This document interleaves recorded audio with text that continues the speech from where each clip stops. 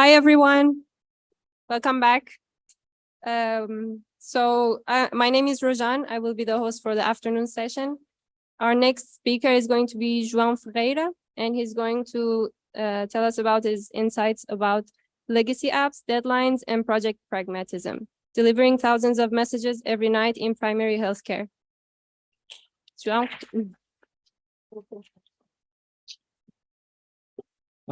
Thank you. Can everybody hear me okay? In the back? Right? Okay, I hope you had a really good lunch, and please try to keep it for the next half hour because it may be difficult. First things first, who am I? My name is João Ferreira. I'm a medical doctor, a family physician to be exact. Here you can see me in the LinkedIn, of course, 3/4, but there we go. And you can also see me during the COVID epidemic, the peak, wearing a foot cap in my head, not by choice. Right now, I'm working in the shared services of the Ministry of Health, and I've been programming since I was around 13 years old. Started Python a bit after that, obviously.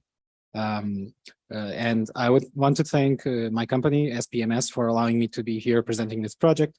I sure hope you like it. So, most of you probably know that the Portuguese NHS had a bit of trouble handling the pandemic. We didn't have enough resources and manpower that we would like to, and we had to juggle between treating COVID patients, the vaccination effort, and actually treating people that get sick every day, because that's what happens normally. And so we had to maximize the effectiveness of the resources that we did have. And one thing that we could maximize was try to get people to not miss their appointments when they're scheduled. And so the solution, text messages. For the young people out there, text messages is what brick and mortar stores used to scam you, and also scammers that they also try to scam you with it. But SPMS had some very good experience using the text reminders for vaccinations and also for certificates, the COVID certificates with tokens. And so we wanted to implement that in the primary healthcare setting. The problem was that the dev team that worked for primary care, they already had their hands full working in vaccinations for the nth dose, and so that was impossible for them. So the solution, it was me. I'm the one that was left. I'm the one that got to do this. But there were some tech challenges to do this service. First thing, we could not use cloud services. SPMS works mostly with on-premises services and infrastructure. I had to interface with a very old, very legacy service that uses a PL/SQL backend, best language ever, by the way. There is one instance of this service per group of primary health clinics. So there would be about 50 something in the whole country. No event-driven architecture. We don't want to send reminders the second the person gets appointments. We want to send them all at night. I have to use a SOAP service to send the SMSs because we already have one of those. We've been using it very well. Also, the project must be already done. And so I'm already late and I haven't even started yet. If I want to store some data, well, infrastructure can't give me an SQL database, and I cannot install one because I will break the fabric of reality itself. So obviously I have to take some shortcuts to get to where I want to go fast. So the PL/SQL is pretty much a silo, and you can't really connect to it easily. So what I'm going to do is just connect to the database and be the API. So look at me. I am now the electronic health record. And so I used a query. This wasn't drawn by me because, well, I don't know the data model. It's pretty much infinite. If you look at this, it's not all of it. The query is actually longer than this picture. So I can't use a database. Well, what do I need to actually store? I don't really need much. What I need to know is, was a message sent successfully or not? And because if I have to run the service again because of some fault, I don't want to be repeating sending messages that I already sent. So since it's just transient state, I can install Redis. They will let me do that. So I will go with Redis. Enterprises, big enterprises are really married to Java and C#, and well, they want to divorce PLSQL, but they can't. Of course, I'm going to use Python because you remember you told me that this was due yesterday. Well, I'm going to use Python. And why should you use Python in something like this? Well, this is a small service, but with some technical challenges. But Python has got your back as long as speed isn't an issue. For most applications, it's fast enough. And in this case, speed wasn't an issue. I just had to be done at night, but by the end of the night. So I have many hours to do that. You want to connect to an Oracle database? CX Oracle is there for you. You want to connect to Redis? You can use Redis Pi. You want to connect to a legacy service? You can use Zeep, which has probably the worst logo ever. Schedule tasks, you can use Celery, among others. If you want to validate the data, you can use Pydantic, and Pydantic is great. And if I eventually want to write a web server to check up on everything and see if everything is running correctly, I can use FastAPI, which is also amazing. So this is a basic architecture of the service. My service appointment reminders is in the center. I just go to each instance of the electronic health record and ask, can you give me all the appointments? They send me the appointments.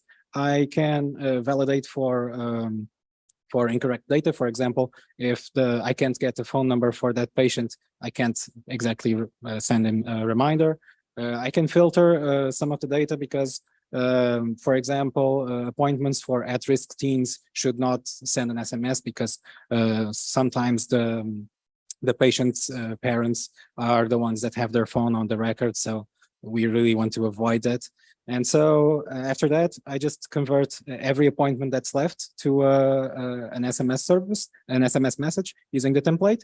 And I call the SOAP service thousands of times, as many times as I have to please, can you send me this message? And he says, okay, next up, and just repeat over and over until I'm done. So what can we not cut in this? And this is really important. We cannot cut testing because cutting on testing is just ordering regrets for next week. So why should we not cut on testing? Because all projects change over time. You can be sure that everything is right now, but the second it goes into production, the requirements will change. That's just reality. If you test everything manually, great for you. You're gonna have to do the change that they asked you to, and you're gonna have to test manually again, and you're gonna have to test manually again and again, and you're not as good at testing manually as you think you are. Trust me, and ask me how I know that. This is also a service that's going to be running at night, and I really don't want to be debugging production at night. I like sleeping at night. I like not working at night. I like doing anything else than working at night. So please do automated testing. We're also working with extremely sensitive data. We're accessing primary healthcare, the primary healthcare records. We're accessing private personal information. And we really can't be sending the wrong message to the wrong person because we might be leaking data. Also, SMSs cost money. It's small, but when you get to the thousands, it's not that small. And I have a piece of paper with my name on it saying that this service is going to cost X, and I really don't want to be deviating from X because of a silly mistake. Another thing not to cut is on deploys, mostly as automated as possible, because he who deploys manually deploys minimally. Why should you not cut on deploys? because this service was supposed to be due yesterday. And so the first deploy is going to be really, really urgent. We can do it at night. I had experience with deploying late at night for some very emergent services. But the next time that you need to deploy, it's not going to be as urgent. And urgency of deployment wanes really fast, really, really fast. Also, the enterprise in-house rules state that you deploy on the quality environment on 1 week, and the next week you deploy in production. So the whole cycle takes 2 weeks. And so for each deploy that you do, you have more risk because you're putting more stuff into each deploy.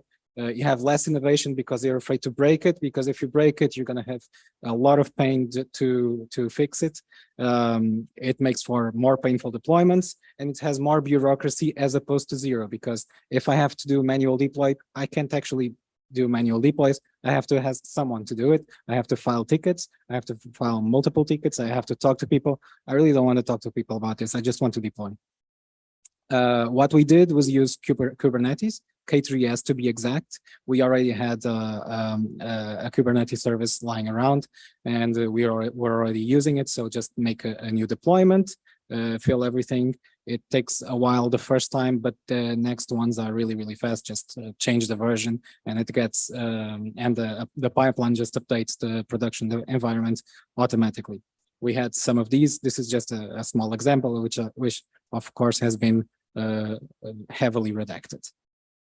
Then there's the things that you can't avoid, and you can never avoid tiers in an enterprise.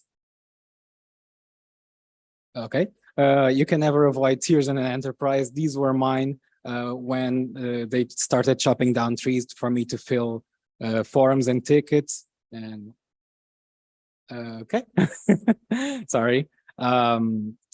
But really, there are some things that will stall you in getting your application out. So you need access to the databases, of course, because I already told you that I need to access the database. I have to file a ticket for that. I have to file tickets for quality, for production. Maybe something was wrong and the firewall wasn't open for my service to contact the database. So now I have to refile the ticket.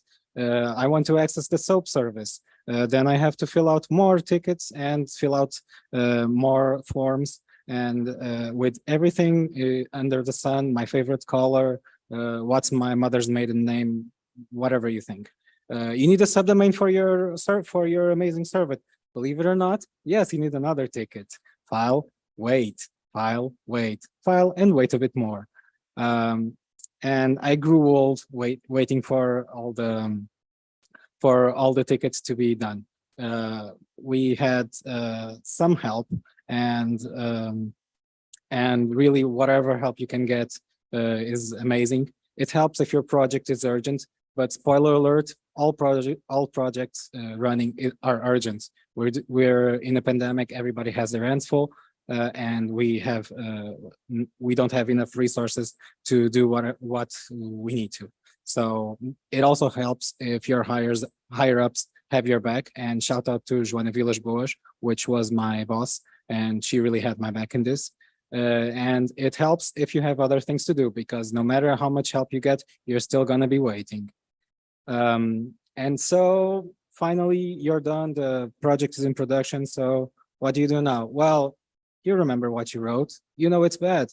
You need to refactor. You need to improve the performance, because, well, the first deploy was connecting to one health unit, and that one health clinic sent about 100 messages each day. But we will scale it to the whole country. And so we're going to have to be sending thousands of messages. And so we have to call the SOAP service simultaneously with multiple calls. And so you can and really should use async. You can use the standard library async, or you can use something like Trio, which is a really nice library, although a bit weird sometimes. In Trio, you create nurseries to spawn multiple calls at the same time. But I didn't want to overwhelm the SOAP service. So I had to use a semaphore, which with a limit. So in this case, this semaphore it is like a bag of tokens. And whenever I want to send a message, I grab a token, I send a message, and I return the token. If there are no tokens there to send it, I have to wait. And so this is a pretty simple way to encapsulate the sync code and have all the other services not worry if they're sending one message at one time or 20 messages or 100 messages, if I could do that. Eventually, I wanted to do a server to check up on how everything was going, to gather some metrics about the messages that were being sent to check for some errors that might have occurred, and thankfully no errors were being generated, which was really good. But also to simulate the sending of the messages, because as I told you, we are centralizing the services and connecting to more and more health units. And so one health clinic might ask, if I start using that service, what messages are going to be sent to my patients? And I can do a dry run and show them, okay, this is what it looks like when the service is activated. And so with Fast API, Oracle, and K3S, I present to you a weird modern legacy stack that might have an acronym, but I don't know. You might sometime figure it out. Then you have to refactor, because your code has tests and it passes, but it's terrible. It kind of makes you nauseous when you look at it. And so because you did it fast, and now you need to make it good. You have to also fix the bugs that were introduced by the users, because no matter what you do, someone will equate your service to a toaster and put a fork in it. And you have to also fix the bugs that were introduced by reality, because you can spend years gathering requirements. There's no substitute for going into production and finding out that reality itself is different from what you gathered, period. So with all the trying to prettify, this actually doesn't look really amazing. It looks better when it's in the code, trust me. But basically, you have a notification manager which sends the appointments, and just call notify reminders. Use a data source that's injected to get the appointments for that target date, and then do the actual notification, which is filtering and validation in a comprehension. And then create the SMS messages for each of the valid appointments. Filter again using the Redis instance that already has what messages were sent correctly. We don't really want to be repeating ourselves. Define a callback and then use the send batch messages, which was something like what I showed you before. The SMS template is also really simple, really small. Just uses a generate message to generate a message that can be no longer than 160 characters. But also, since we are using first names in the template, and first names are usually average size, but some first names can be abnormally large. But we wanted a bigger template than we could use with an abnormally large name. Excuse me. And so what we did was use an array of strings, and this way we can cut the message in specific points to still end up with a coherent message, and have our cake and eat it too. Some examples of things that went wrong in production and in reality itself.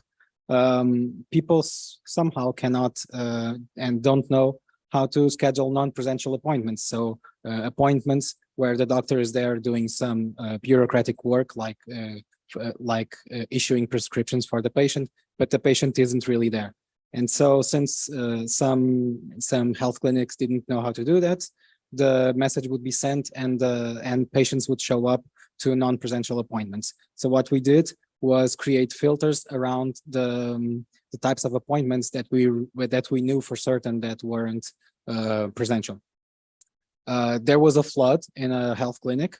It was really bad, but we also had to suddenly not send messages to that clinic because, well, it wasn't for swimming lessons, it was for doctor's appointments. And so we created a healthcare exclusion list using some codes. Now we have to send messages for screenings, like oncological screenings. And so we created another data source using the same methods in an abstraction. So the same code could just use a different data source, get the appointments that for those screenings, and send the messages using a different template. And eventually we wanted to send reminders, not just for doctors and nurses appointments, but also other specialists. And so that amazing SQL query that you saw grew a little bit more. But why do I think this philosophy of thinking about refactoring your code and doing some compromises is important? Because there are emergencies and urgent businesses in companies, but if everything is an emergency, then nothing is an emergency. And eventually you're gonna have to deal with your code. And every time you deal with your code, you should leave it better than you saw it in the first place. Your chances are you're doing yourself a favor. You should also be able to compromise. You can cut on some, but not all corners. If some corner has to be cut and you're not comfortable with that, if you think it's going to jeopardize the project in the long run, you should really make sure that everybody knows it and everybody's on board with doing that foot gun. You should be ready to say, I can't do X in that time, it's impossible. But if we change it, if we approximate the specs somehow, we might be able to shorten the time to production. And sometimes these compromises are enough to make everybody happy, because sometimes you don't need the ideal solution, you need a solution. And so now, how's everything going right now? It's going great. We started out about a year ago, as I said, with about 100 messages a day. But right now we're doing, we have sent more than 7 million messages. We have peaks of about 70,000 messages a day. Don't read too much into the 0 messages in some days. That's actually a problem with the recorder for the messages being sent. It's in a Kafka stream that sometimes breaks. It's not mine. Mine is great. And the service has been doing very well. Mostly no issues. Mostly adapting to reality, and people don't really get sick when they look at the code, which is good enough, I guess. So in conclusion, use the right tools for the right project. Python was really the right tool here. Find the middle ground to get something out. Always remember to account for the bureaucratic machine grind that takes time. But also when you're giving estimates, estimate for the time it's going to take you to do your stuff, and estimate for the time that's going to take the company to do their machine grinding stuff. Thank you. Any questions?